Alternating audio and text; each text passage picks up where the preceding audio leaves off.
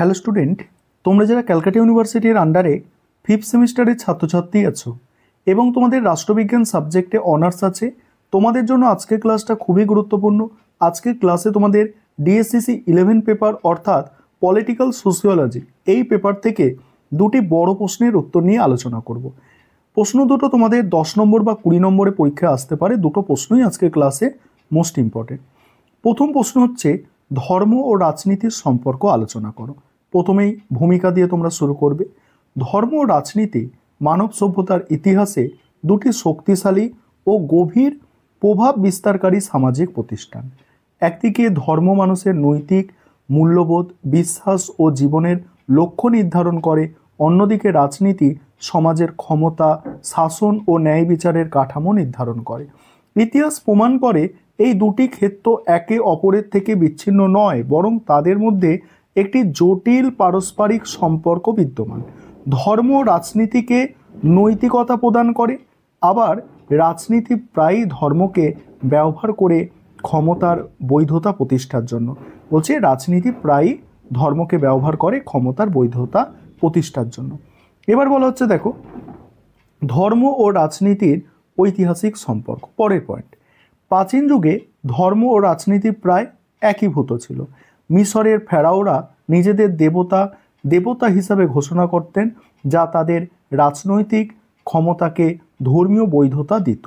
ভারতে প্রাচীন রাজারা রাজধর্ম মেনে চলতেন এবং ব্রাহ্মণ পুরোহিতদের পরামর্শে শাসন পরিচালনা করতেন। অর্থশাস্ত্রের রচয়িতা কৌটিল্য বলেছিলেন, ধর্ম রাজনীতির নৈতিক পথ নির্দেশক, অর্থাৎ রাজনীতিকে ন্যায় ও শৃঙ্খলার সীমানার মধ্যে রাখতে ধর্ম অপরিহার্য। তারপরে বলা হচ্ছে, মধ্যযুগে ইউরোপে ক্যাথলিক চার্চ রাজনীতির ওপর বিরাট প্রভাব বিস্তার করেছিল। পোপরা রাজাদের নিয়ন্ত্রণ করতেন এবং ধর্মীয় মতবাদের নামে রাজনৈতিক সিদ্ধান্ত নিতেন। ইসলামী জগতে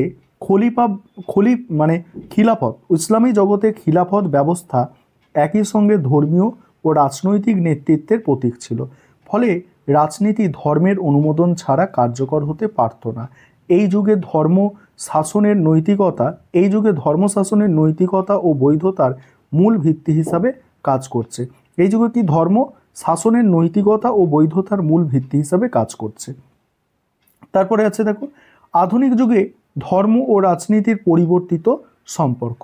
আধুনিক রাষ্ট্র ব্যবস্থা গঠনের সঙ্গে সঙ্গে ধর্ম ও রাজনীতির সম্পর্ক নতুন মাত্রা পায়। ইউরোপে রেনেসাঁ, রিফরমেশন ও আলোকায়তনের প্রভাবে ধর্ম ও রাষ্ট্রকে পৃথক করার ধারণা জন্ম নেয়। জন লক তার লেটার কনসার্নিং টলারেশন এ লিখেছেন, ধর্ম হলো ব্যক্তির আধ্যাত্মিক বিষয়, রাষ্ট্রের কর্তৃত্ব কেবল নাগরিক জীবনের সীমাবদ্ধ।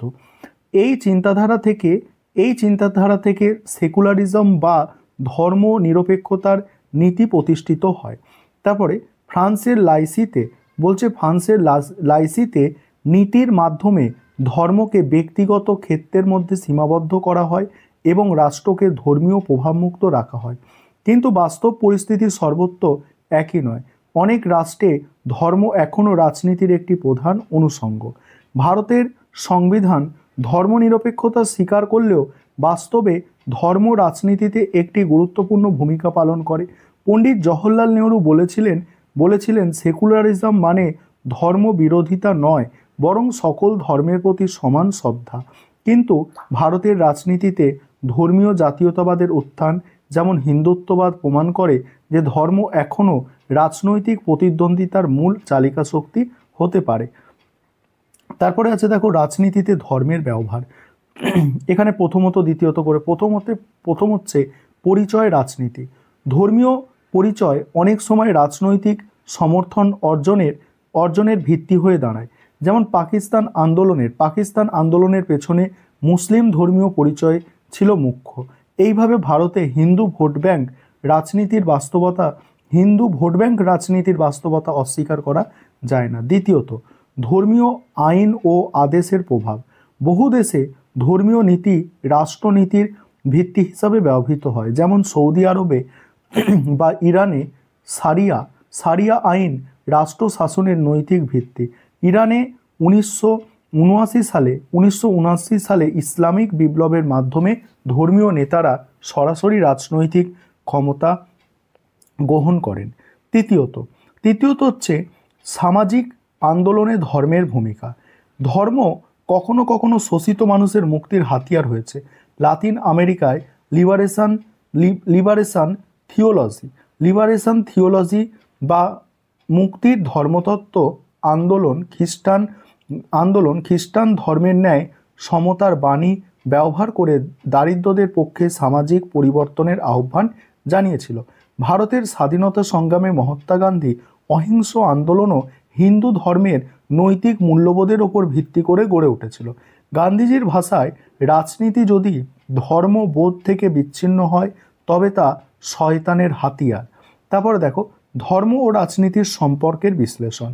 সমাজবিজ্ঞানী ম্যাক্স ওয়েবার তার দ্য সোসিওলজি অফ রিলিজিয়ান এ উল্লেখ করেছেন, ধর্ম সমাজের নৈতিক কাঠামো নির্ধারণ করে যা রাজনৈতিক আচরণকে প্রভাবিত করে।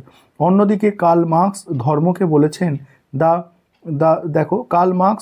বলেছেন the opium of the people, অর্থাৎ ধর্ম শাসক শ্রেণীর হাতিয়ার হিসাবে ব্যবহৃত হয় জনগণের বাস্তব অবিচার থেকে বিচ্ছিন্ন করে রাখতে।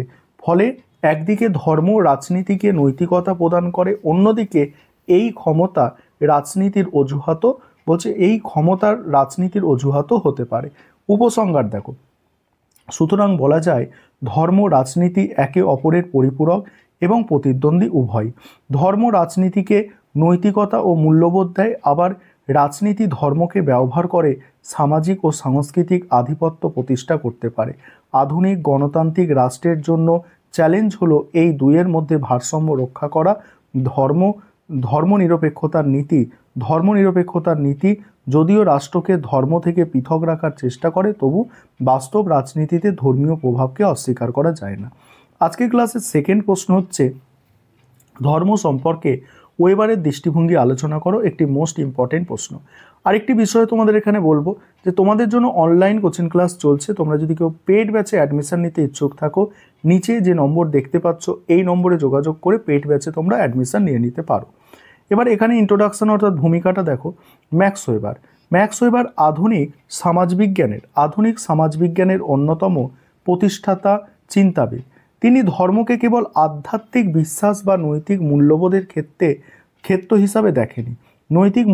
ক্ষেত্র হিসাবে দেখেনি, বরং সমাজের অর্থনৈতিক, রাজনৈতিক ও সাংস্কৃতিক রূপান্তরের সঙ্গে গভীরভাবে সম্পর্কিত একটি শক্তি হিসাবে ব্যাখ্যা করেছেন। ওয়েবারের মতে ধর্ম মানুষের জীবনবোধ, কাজের নীতি, আচরণ ও সামাজিক সংগঠনের ধরনকে প্রভাবিত করে। তার রচনা the Protestant ethic and spirit of capitalism ধর্ম ও অর্থনীতি সম্পর্কে এক যুগান্তকারী বিশ্লেষণ। ধর্ম ও অর্থনৈতিক আচরণ। ওয়েবারের অন্যতম মৌলিক তত্ত্ব হল ধর্ম মানুষের অর্থনৈতিক আচরণকে গঠন করে। তার মতে প্রোটেস্টান্ট নৈতিকতা, বিশেষত ক্যালভিনবাদের কর্মসংস্কৃতি পুঁজিবাদের বিকাশে একটি গুরুত্বপূর্ণ ভূমিকা পালন করেছে। ক্যালভিনবাদের পূর্ব নির্ধারণ তত্ত্ব অনুসারে ঈশ্বর আগেই নির্ধারণ করে রেখেছে কে মুক্তি পাবে, ফলে মানুষ নিজের নির্বাচিত প্রমাণ করতে কঠোর পরিশ্রম, শৃঙ্খলা, মিতব্যয়িতা ও সততার মাধ্যমে কাজ করতে শুরু করে। আর এই কর্মনিষ্ঠা এক ধরনের ধর্মীয় কর্তব্যে পরিণত হয়েছিল, যা পরে অর্থনৈতিক সাফল্য ও পুঁজিবাদী সংস্কৃতির ভিত্তি স্থাপন করে। তারপরে কি বলা হচ্ছে দেখো, ওয়েবারের মতে এইভাবে ধর্ম একটি নৈতিক ও অর্থনৈতিক মনোভাব সৃষ্টি করে, যা আধুনিক পশ্চিমা সমাজে যুক্তিবাদী ও সংগঠিত অর্থনীতির জন্ম দেয়। তারপরে আছে ধর্ম সমাজের সাংস্কৃতিক ভিত্তি হিসাবে। ওয়েবার ধর্মকে সমাজের একটি গুরুত্বপূর্ণ সাংস্কৃতিক উপাদান হিসাবে দেখেছে। তার মতে প্রতিটি ধর্ম মানুষের জীবনে অর্থবোধকতা প্রদান করে। এবং সেই অর্থের ভিত্তিতে সামাজিক প্রতিষ্ঠানগুলির বিকাশ ঘটে। উদাহরণস্বরূপ হিন্দু ধর্ম ও বৌদ্ধ ধর্ম আত্মমুক্তি ও সংসার ত্যাগের ওপর জোর দেয়, ফলে ভারতীয় সমাজে অর্থনৈতিক উদ্যোগের পরিবর্তে আধ্যাত্মিক মনোভাব প্রাধান্য পেয়েছে। অন্যদিকে খ্রিস্টান ধর্ম, বিশেষত প্রোটেস্ট্যান্ট সংস্কৃতি, কাজকে ঈশ্বরের সেবা হিসাবে বিবেচনা করে, যা অর্থনৈতিক অগ্রগতির অনুপ্রেরণা দিয়েছে। ওয়েবার তাই ধর্মকে কেবল ব্যক্তিগত বিশ্বাস নয়, বরং সমাজের আচরণবিধি ও মূল্যবোধের ধারক হিসাবে দেখেছেন, যা সামাজিক পরিবর্তনের মূল চালিকা শক্তি হতে পারে। এবার আছে দেখো ধর্ম ও সামাজিক পরিবর্তন। ওয়েবারের বিশ্লেষণে ধর্ম সমাজে সামাজিক পরিবর্তনের অন্যতম উৎস। তিনি দেখিয়েছেন ধর্মীয় ধারণা সমাজে অর্থনৈতিক ও রাজনৈতিক কাঠামোকে প্রভাবিত করে নতুন সামাজিক রূপ গঠন করতে পারে। উদাহরণস্বরূপ ইউরোপে প্রোটেস্ট্যান্ট সংস্কার আন্দোলন কেবল ধর্মীয় নয়, বরং সামাজিক অর্থনৈতিক পরিবর্তনেরও সূচনা করেছিল। তারপরে কি আছে দেখো, তাই এই ধারণা কার্ল মার্কসের বিপরীত, কারণ মার্কস দেখেছেন অর্থনৈতিক কাঠামোকে ধর্মের ওপর প্রভাব বিস্তারের মাধ্যম মনে করেছেন। ওয়েবার সেখানে ধর্মকেই অর্থনৈতিক কাঠামোর রূপান্তরের একটি সক্রিয় উপাদান হিসেবে উপস্থাপন করেন। এবার সমালোচনা। প্রথমত দেখো, তার তত্ত্ব মূলত পশ্চিম ইউরোপের অভিজ্ঞতার ওপর ভিত্তি করে, যা অন্য সমাজে প্রযোজ্য নয়। দ্বিতীয়ত, তিনি ধর্ম ও অর্থনীতির সম্পর্ক ব্যাখ্যা করতে গিয়ে রাজনৈতিক, ঐতিহাসিক ও প্রযুক্তিগত উপাদানগুলিকে কম গুরুত্ব দিয়েছেন।